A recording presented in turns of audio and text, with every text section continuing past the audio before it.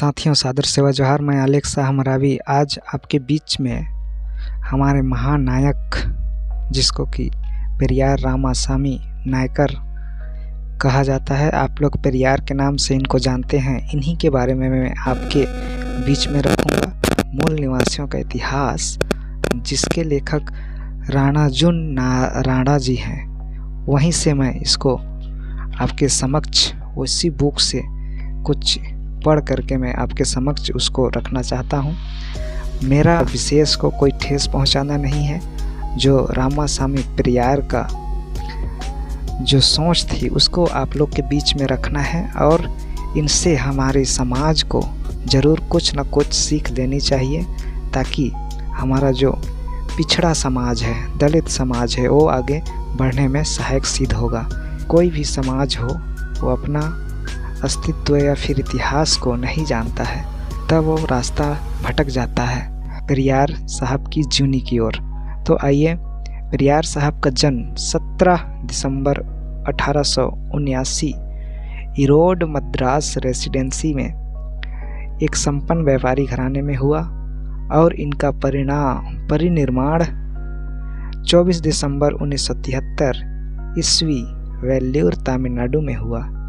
इस महापुरुष ने अपनी लंबी उम्र पाई, किंतु इस पुरोधा ने लाख मुसीबतें झेलते हुए सुदीर्घ जीवन से भी बड़े और महान कार्य किए।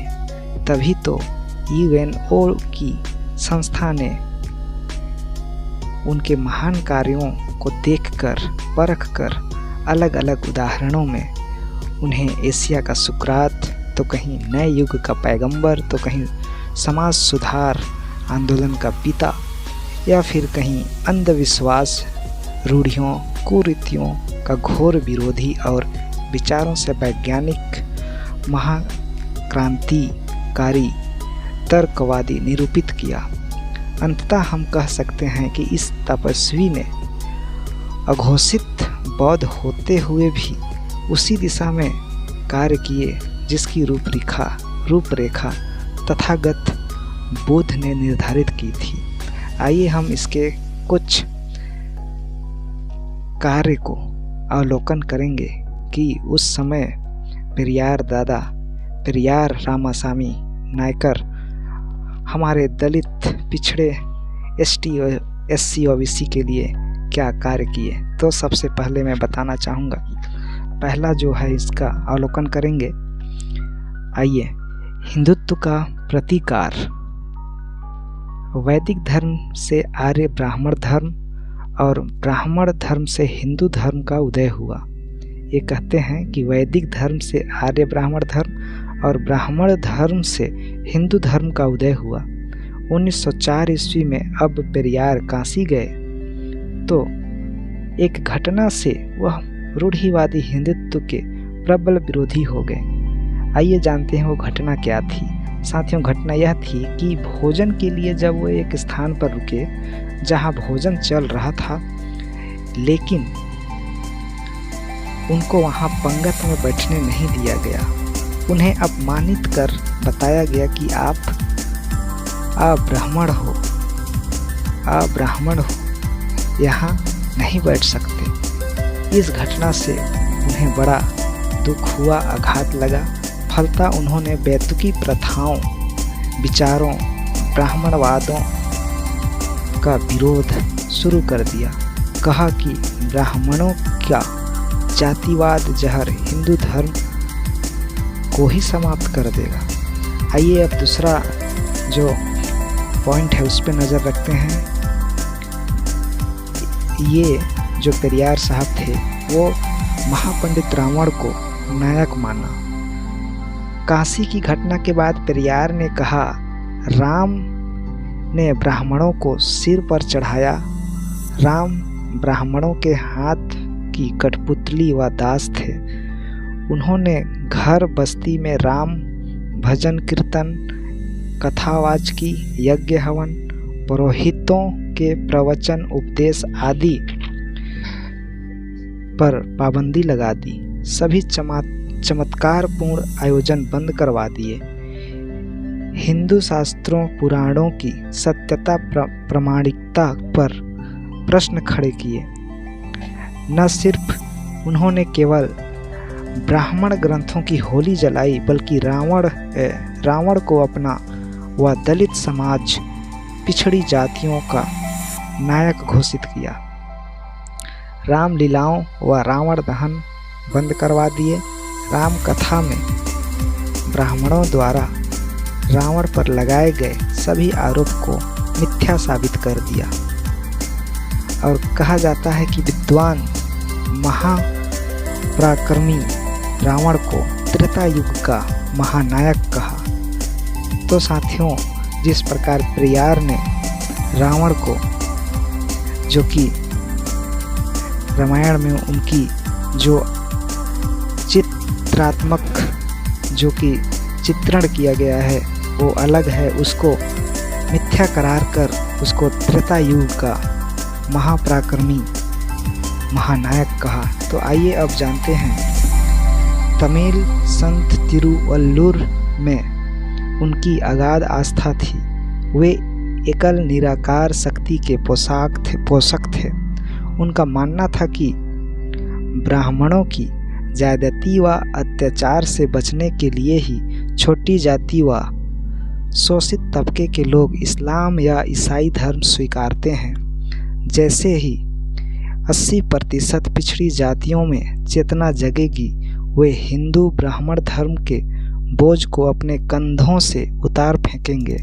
उसी दिन हिंदू अल्पसंख्यक हो जाएंगे। इस लाइन पे विशेष ध्यान दीजिएगा। ये कहते हैं, हिंदू ब्राह्मण धर्म के बोझ को अपने कंधों से जिस दिन उतार फेंकेंगे, उसी दिन हिंदू अल्पसंख्यक हो जाएंगे।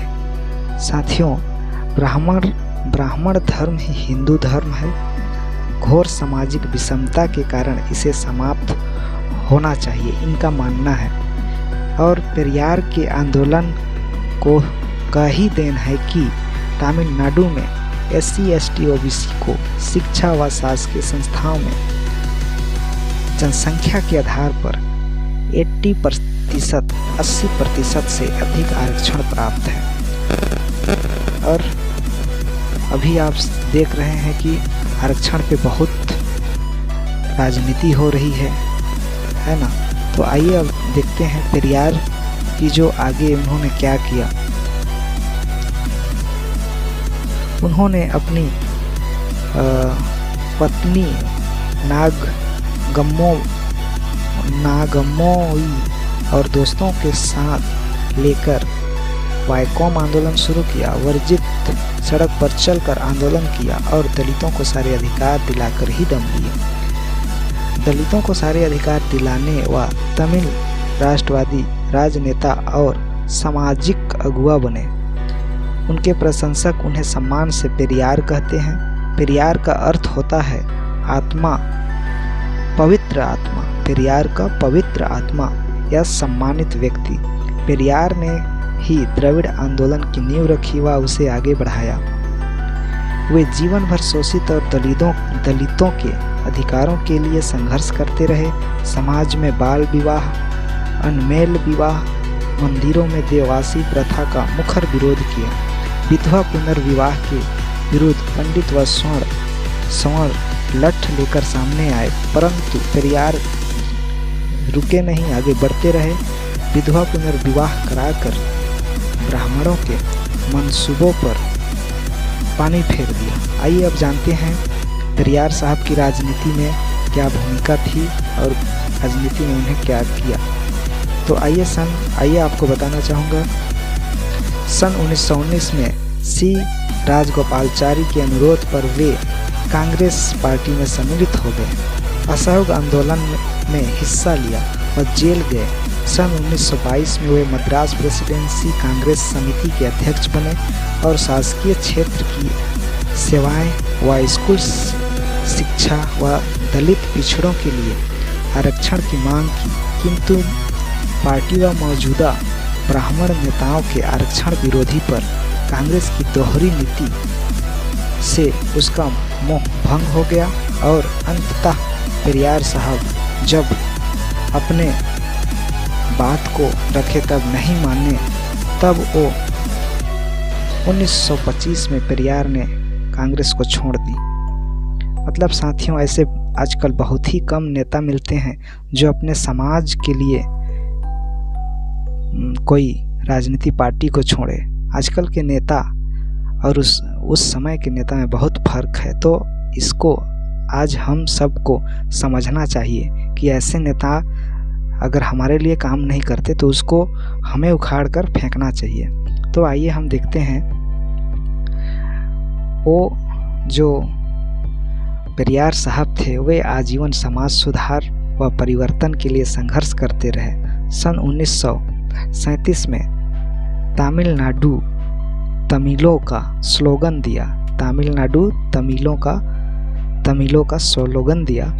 उनका आशय था कि तमिल व साहित्य संस्कृति को अक्षुण्य बनाए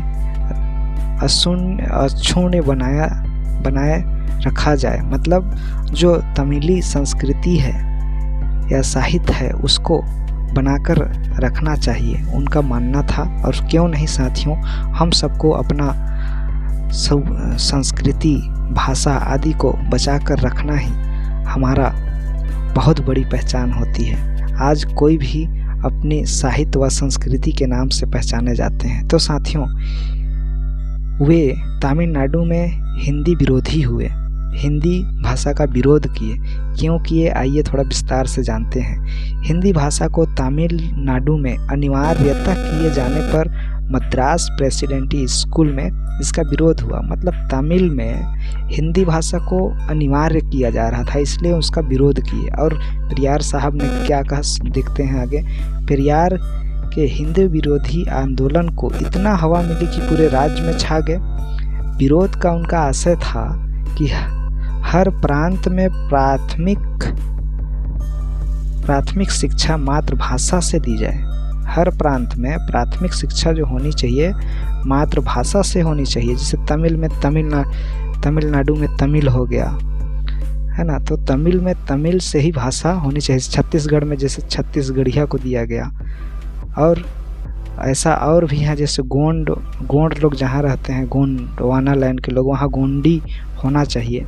तो इसके लिए इन्होंने उसका विरोध किया। और आज हमें भी अपनी संस्कृति, सभ्यता और साहित्य को बचाने के लिए ऐसा कदम उठाना चाहिए, पर तमिल अस्मिता की कीमत पर नहीं।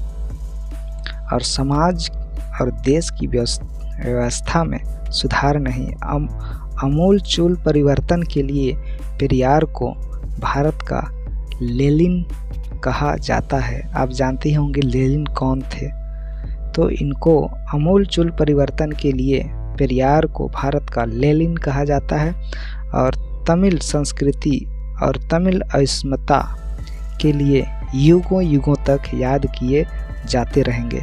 तो एक बार फिर पेरियार साहब को बहुत बहुत नमन कि आपने इतनी परिश्रम या फिर इतनी मुसीबतों का सामना करते हुए हमारे ST SC OBC समाज को कुछ कर दिए। तो आइए हम आज इस जो इनका जो जीवन की जो जीवनी है, इससे हमें कुछ सीख लेना चाहिए और हमें भी अपने समाज के लिए आगे काम करना चाहिए। तो साथियों, आप सबको मेरा सादर सेवा जोहार। जय सेवा, जय गुरुवाना, जय भीम, जय मूल निवासी, जय आदिवासी।